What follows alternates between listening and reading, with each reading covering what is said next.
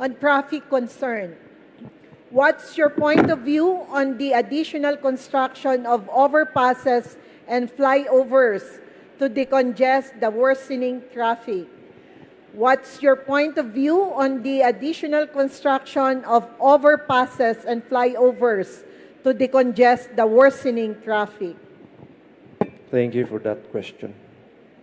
Well, first of all, development is not simply putting up infrastructure just for the sake of having infrastructure projects.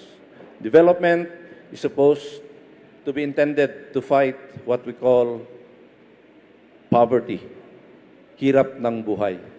Now, in the city of Baguio, we even people say that there are infrastructure projects that are in the wrong places.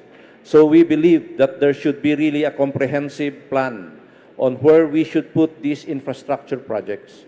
A grand plan, that's why we need the comprehensive land use plan and the traffic management plan, so that all infrastructure should be in place. We can do this by consulting experts.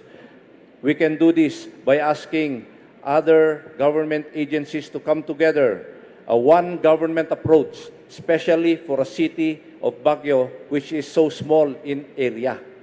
Also, as earlier mentioned, the bliss concept of development should be considered in traffic management so that we won't have to put up unnecessary pedestrian overpasses or flyovers. Thank you. Okay, thank you very much.